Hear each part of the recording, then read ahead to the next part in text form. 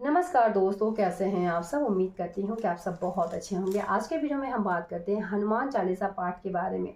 हनुमान चालीसा का पाठ जो है कैसे करना चाहिए, संकल्प कैसे करना चाहिए, हर चीज़ के बारे में चैनल पे वीडियो में डाल चुकी हूँ। फिर भी बहुत ही शॉर्ट में बता दे रही हूँ अपने बारे में कि हनुमान चालीसा पाठ जब मैं की थी और हनुमान चालीसा पाठ करने के कितने दिन के बाद जो है मेरा जो इच्छा है वो पूर्ण हुआ था, और क्या ये सही है या फिर गलत। चलिए इसके सभी के बारे में मैं आप लोग साथ शेयर कर रही हूँ। साथ ही कुछ ऐसा प्रूफ भी मैं जो है यूट्यूब में डाल चुकी हूँ, तो आप लोग वीडियो को देख ले। और कोई भी सवाल हो तो नीचे कमेंट बॉक्स में ज़रूर बताइएगा। तो सबसे पहले तो अगर बात किया जाए कि देखिए, हमारे मन में जब हम गृहस्थी में हैं तो कहीं ना कहीं संतान को लेकर, पति को लेकर या नौकरी को लेकर हो, घर को लेकर हो, अक्सर हमारे मन में कुछ ना कुछ सवाल लगा ही रहता है कि बच्चा अच्छा हो जाए, बच्चा का पढ़ाई अच्छा हो, या फिर घर खरीद ले। और वो नहीं हो पाता है तो कहीं ना कहीं हम लोग भगवान के शरण में ही जाते हैं। उसी तरीके से अगर मैं अपनी बात करूँ तो देखिए, बहुत दिन से हम लोग सोच रहे थे कि ज़मीन ले और ज़मीन के ऊपर हम लोग अपने हिसाब से जो है घर बनाएं। ये घर भी जो आप देख रहे हैं ये पुराना घर है, और कहा जाता है ये प्लानिंग के साथ नहीं, क्योंकि पहले के लोग जो थे, बच्चे भी थे, सब कुछ करना है, और जैसे जैसे रूम, जैसे जैसे पैसा होता गया वैसे वैसे रूम भी बनता गया। प्लानिंग के साथ कुछ नहीं है। लेकिन अब जो है हम लोग चाहते हैं कि प्लानिंग के साथ एक अच्छा सोसाइटी में जो है घर लिया जाए। तो ज़मीन जो है इतना महंगा हर जगह हो गया है कि एक अच्छा सोसाइटी में अगर सोच भी रहे हैं तो बहुत ही मतलब 70 लाख 80 लाख से ज़्यादा जो है हम लोग नहीं दे सकते हैं।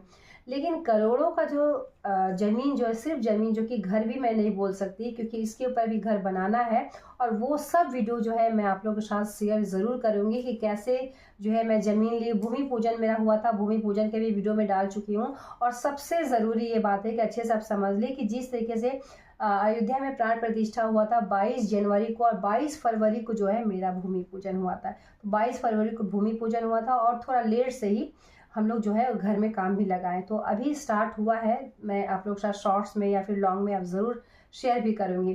तो आगे मैं बता दे रही हूँ कि देखिए, ज़मीन हम लोग सोच रहे थे लेने के लिए 15 साल से, पिछले 15 साल से ज़मीन सोच रहे थे लेने के लिए।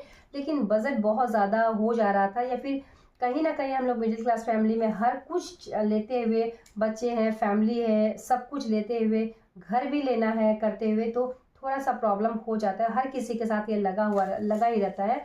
जो करोड़पति, जो बहुत पैसे वाले हैं उनके बारे में मैं बात नहीं करती, लेकिन जो मिडिल क्लास फैमिली है थोड़ा सा प्रॉब्लम तो हो ही जाता है। लेकिन हम लोग सोच रहे थे कि 60 लाख 50 लाख में मिल जाता है अगर ज़मीन है तो ले लेंगे, और उसके ऊपर जो है घर भी बन जाएगा, क्योंकि कहीं ना कहीं घर बनाने में भी 60-70 लाख रुपये लग ही जाता है, सिंपल अगर बनाया जाए तो ज़मीन जो है 60-70 लाख जो हम लोग सोच रहे थे, और ज़मीन जो हम लोग लिए जो है वो 1.25 करोड़। तो समझ सकते हैं एकदम बिल्कुल डबल ट्रिपल हो जाता है। तो जो हम लोग 60-50 के पास हम लोग जा रहे थे, वहाँ हम लोग 1.25 करोड़ का ज़मीन ले लिए। ये बहुत बड़ा बात है। कैसे क्या हुआ, देखिए काम तो हर कोई करता है, लेकिन चलो एक दिमाग में आ भी जाता है कि चलो इतना में ले लिया जाएगा, किसी भी तरह पैसा इधर उधर करके ले लेंगे और कम से कम ज़मीन तो हो जाएगा, तो फिर धीरे धीरे उस पर घर भी बनाने लगेंगे।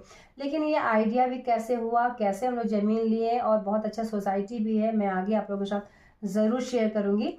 तो बस वो ज़मीन ले लिया गया 1.25 करोड़, यानी 1,70,00,000 के आसपास जो है वो लिया गया। 11 डिसमिल ज़मीन है, ठीक है।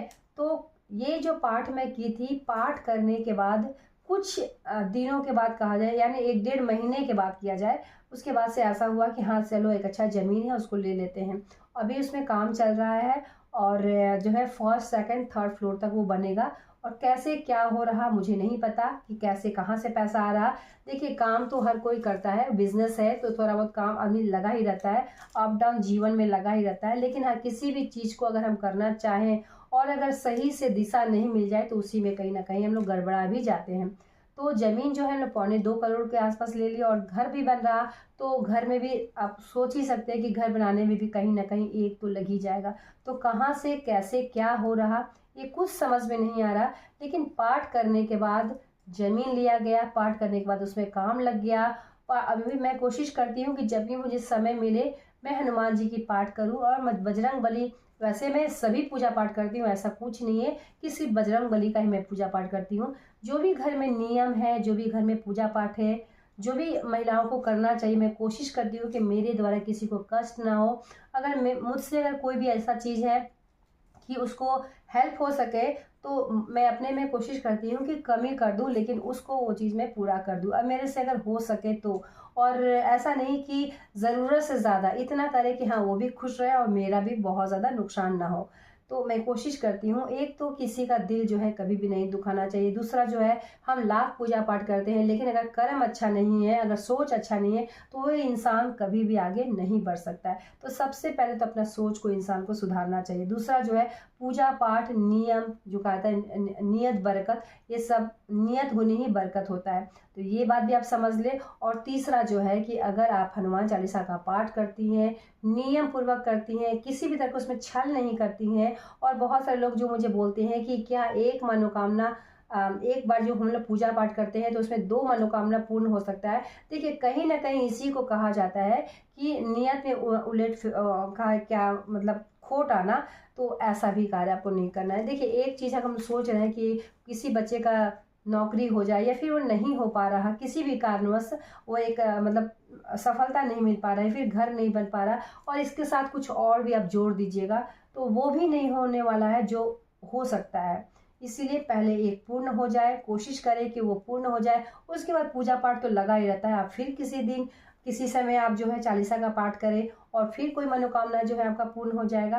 तो संकल्प अच्छे से ले, पूजा पाठ अच्छे से करें, नियम पूर्वक करें, और मन में श्रद्धा रखें कि हाँ भगवान के शरण में आए हैं और मेरा हर कार्य जो है वो ज़रूर से ज़रूर पूर्ण हो जाएगा, ठीक है।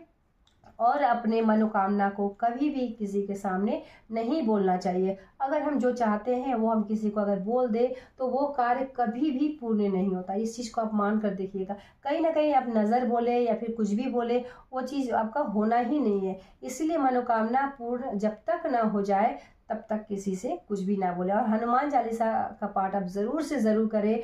कहीं न कहीं जब मेरे साथ अच्छा हुआ तो आपके साथ 101% जो है वो अच्छा होगा, ज़रूर करें।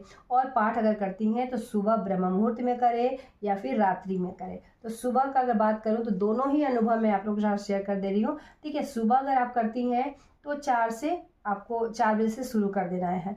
लेकिन कभी कभी ऐसा भी होता है, ठंड का मौसम है, पहले आप पूजा पाठ नहीं किए हैं, तो कभी कभी 6 बजे भी नींद टूटेगा, कभी कभी 5:30 बजे भी नींद टूटेगा। इससे अच्छा है कि आप रात्रि में करती हैं तो ज़्यादा अच्छा रहेगा, क्योंकि नींद 11 दिन का पाठ करती हैं, अगर 100 पाठ करती हैं तो रात्रि के समय सबसे अच्छा समय होता है कि सारा काम कंप्लीट कर ले। शांत माहौल में अगर पूजा पाठ करती हैं, पाठ करती हैं, जो चालीसा का पाठ है, तो बहुत अच्छे से आप कर सकती हैं, ठीक है। फिर भी किसी भी तरह का डाउट, सवाल और सुझाव होगा तो नीचे कमेंट बॉक्स में ज़रूर बताइएगा। बहुत ही सरल और सिंपल तरीके से पूजा पाठ आप कर सकती हैं। किसी भी तरह का तामझाम की ज़रूरत नहीं है, किसी भी तरह का दिखावट की ज़रूरत नहीं है, क्योंकि आपको पूजा करना है और भगवान को स्वीकार करना है। बस ये दो लोगों के बीच ही होना चाहिए, यानी भगवान और भक्त के बीच, ठीक है। वैसे मैं हर चीज़ के बारे में वीडियोज़ लाती हूँ, बताती हूँ। फिर भी कोई डाउट होगा तो नीचे कमेंट बॉक्स में ज़रूर बताइएगा। ये वीडियो मेरा यहीं तक था, मिलते हैं एक नई वीडियो के साथ, तब तक के लिए धन्यवाद।